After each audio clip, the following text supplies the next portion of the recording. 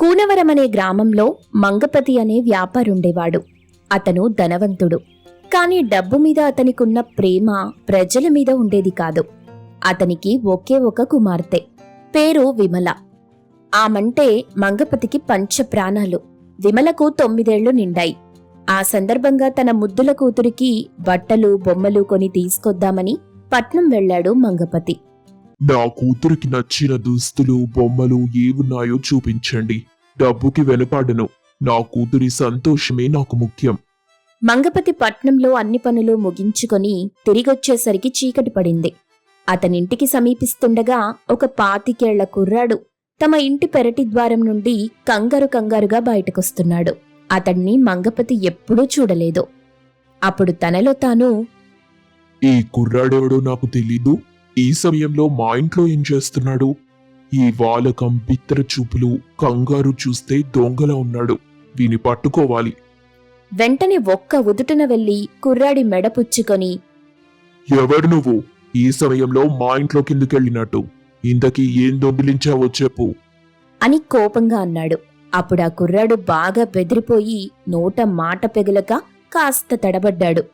మంగపతి అప్పుడు కోపంగా, దొంగ వెదవా, నిజం చెప్పు.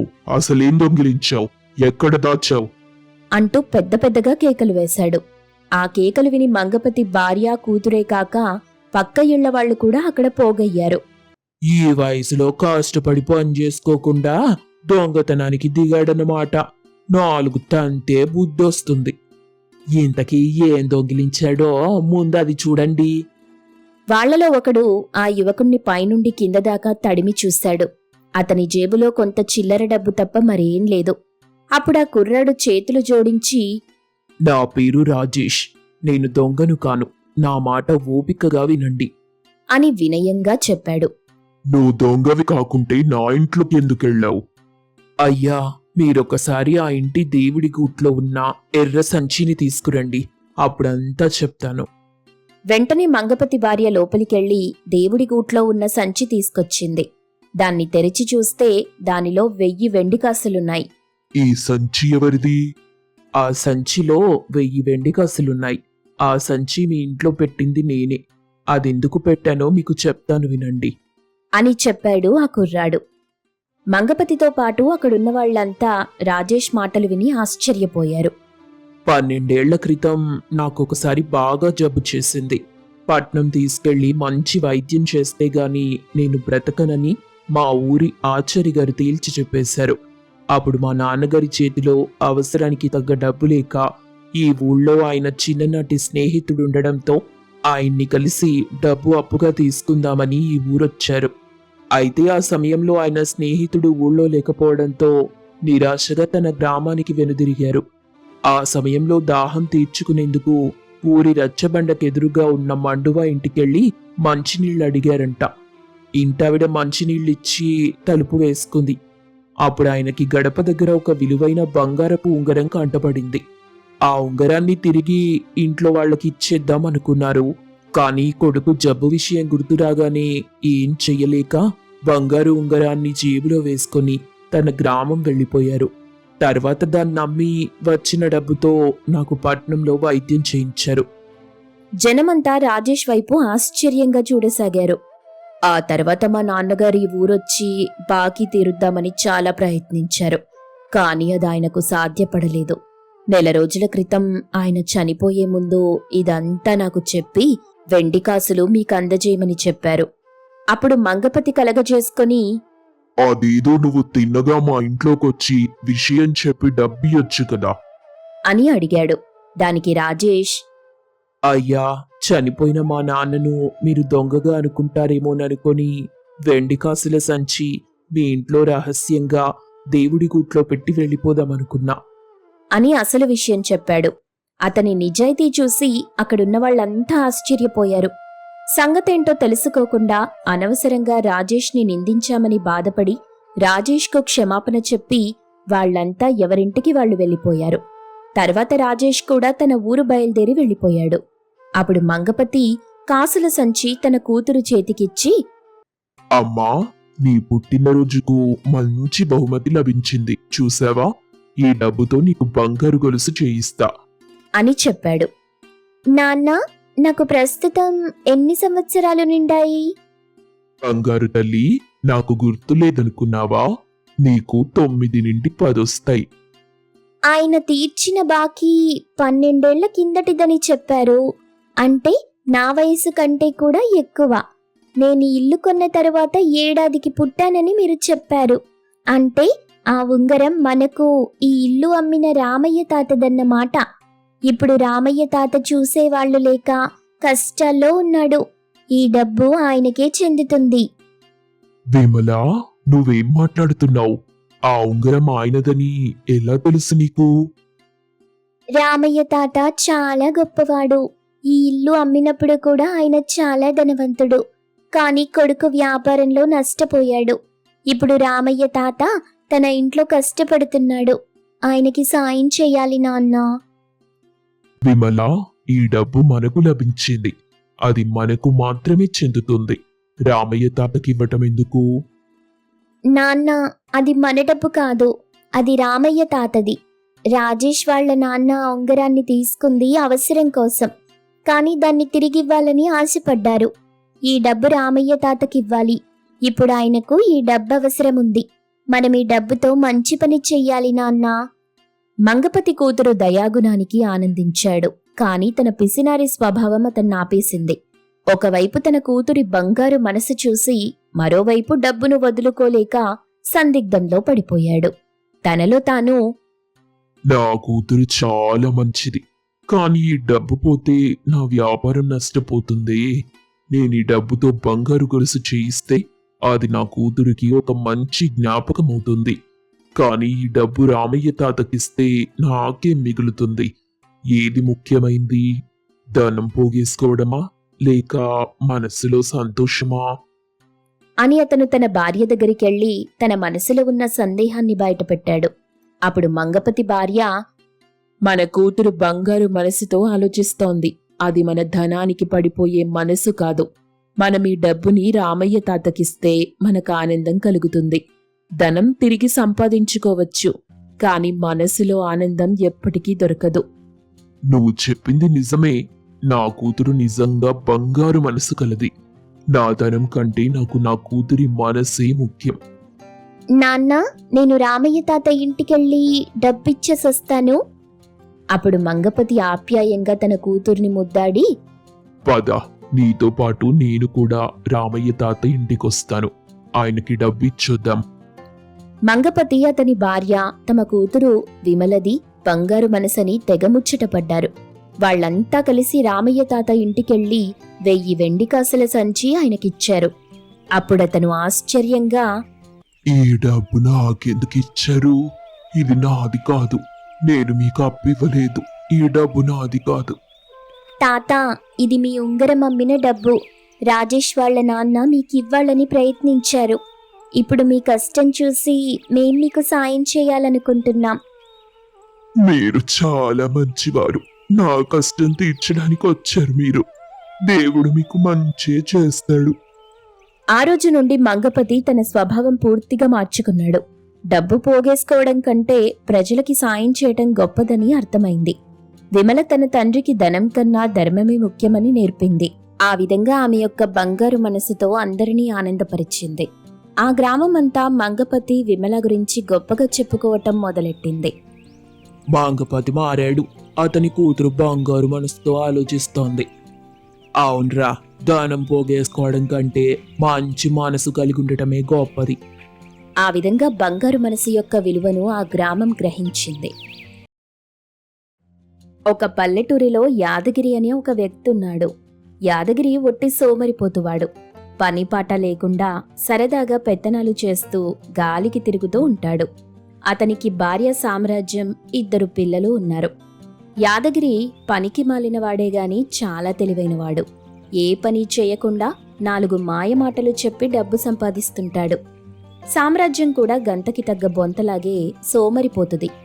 ఏదో వాళ్ల పెద్దల నుండి వచ్చినటువంటి ఆ కొద్దిపాటి ఆస్తిని కరగదీసుకుని తింటుంటారు. ఒకరోజు ఊరి మధ్య రచ్చబండ దగ్గర అరుగు మీద దర్జాగా కూర్చొని కూని రాగాలు తీస్తుంటాడు యాదగిరి.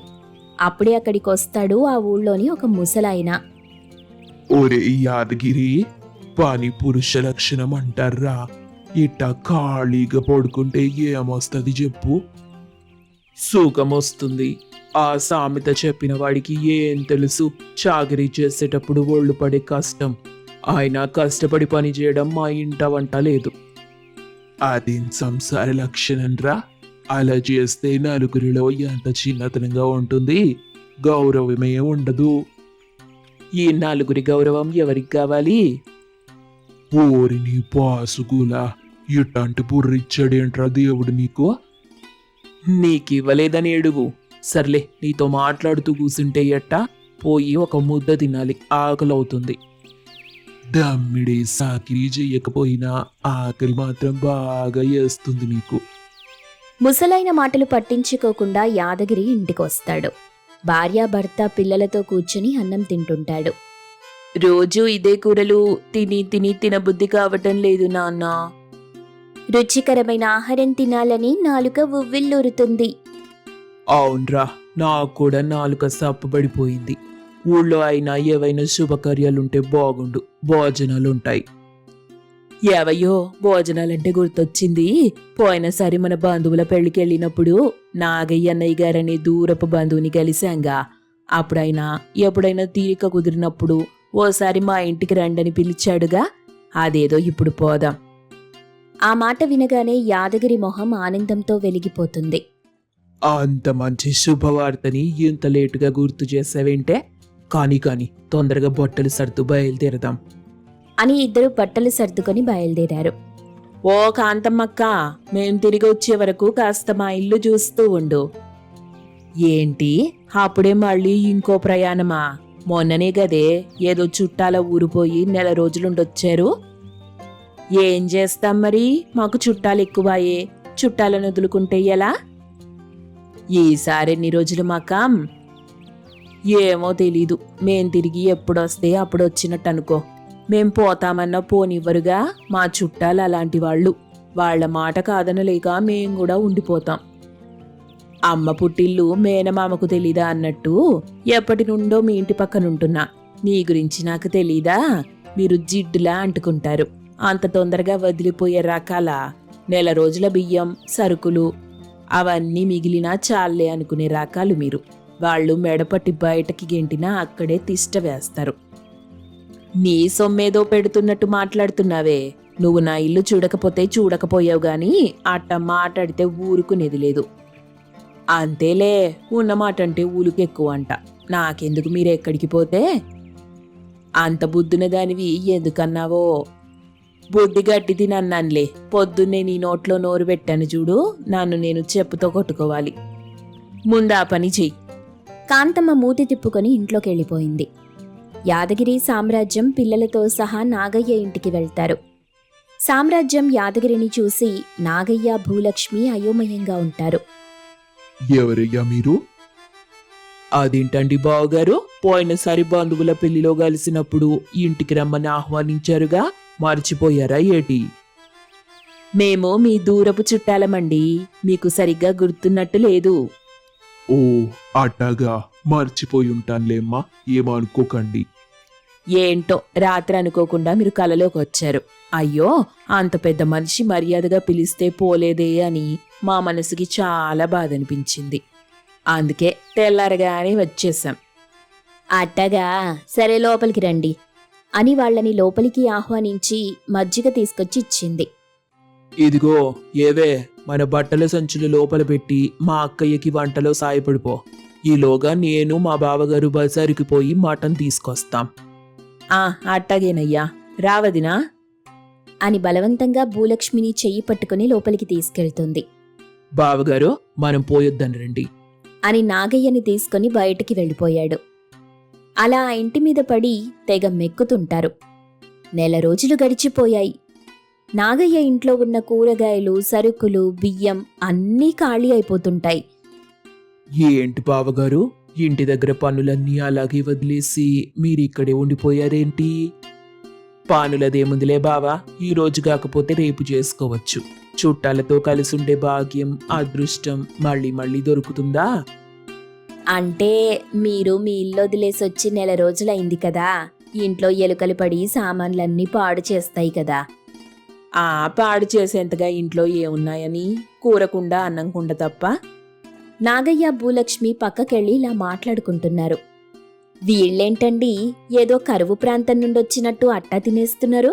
అయినా చుట్టం చూపుగా వచ్చినోళ్ళు ఎవరైనా 2-3 రోజులుండిపోవాలి. కానీ వీళ్ళేంటి నెల రోజులైనా ఉలుకు పలుకు లేకుండా కదలకుండా కూర్చున్నారు. వీళ్ళ వాలకం నాకు పూర్తిగా అర్థమైందే. చుట్టాలింటి మీద పడి పబ్బం గడుపుకునే రకాలు. ఎక్కడ అవకాశం దొరికితే అక్కడ తిష్ట వేస్తారు. ఎట్టాగైనా వీళ్ళని మనం ఇంటి నుండి తరిమేయాలి. బావగారు, మేం కాస్త ఊరికి పోయే పని పడింది. అట్టాగే వెళ్ళిరండి. మరి మా ఇంటికి తాళం వెయ్యాలి కదా అన్నయ్య. తాళమేయటం ఎందుకొదినా? మీరొచ్చే వరకు మీ ఇంటి మీద జాగ్రత్తగా చూసుకుంటూ ఉంటాంగా. అనడంతో నాగయ్య భూలక్ష్మికి బుర్ర తిరిగిపోయింది. మళ్ళీ పక్కకెళ్ళి మాట్లాడుకుంటారు. వీళ్ళేంటండి శనిలా దాపురించారు మనకి. అమ్మో, ఇట్టాగే వదిలేస్తే మన కొంప కొల్లేరైపోతుంది. మనల్ని దివాలా దించేస్తారు. రేపటి నుండి చెప్తాను వీళ్ళ సంగతి అని మరుసటి రోజు బాగా కారం ఉప్పు ఎక్కువేసి వంట చేస్తూ ఉంది. అది గమనిస్తారు యాదగిరి సామ్రాజ్యం. వీళ్ళు ఎట్టాగైనా మనల్ని ఇంటి నుండి తరిమేయాలని చూస్తున్నారే. మనం కూడా తెలివితేటలు వాడి ఇక్కడే తిష్టేయాలి. అట్టగేనయ్యా. ఆహా, ఓహో, వంట ఎంత రుచిగా ఉంది, ఎంత కమ్మగా ఉందో అని లొట్టలేసుకుంటూ తింటుంటాడు యాదగిరి. వదినా, నీ చేతి వంట రుచే వేరనుకో అని సామ్రాజ్యం కూడా అదే బాట పడుతుంది. వాళ్ల పిల్లలు కూడా వాళ్లలాగే అలవాటైపోతారు. అది చూసి నాగయ్య భూలక్ష్మి బిత్తరపోతారు. మనమేం చేసినా ఎన్నెత్తులేసినా ఈళ్ళు మన ఇల్లు వదిలిపోరని నాకు అర్థమైందయ్యా.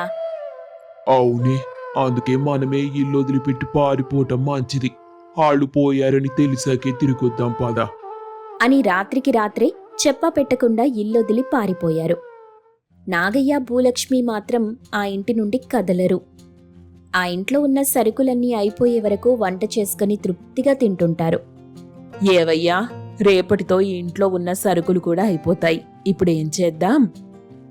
అడుక్కునేవాడికి 66 కొంపలన్నట్టు ఎంతమంది చుట్టాల్ని పెట్టుకొని మానకేం బాధే, ఎవరో ఒకరింటికి పోదాం పదా అని మరొకరి ఇంటికి బయలుదేరారు.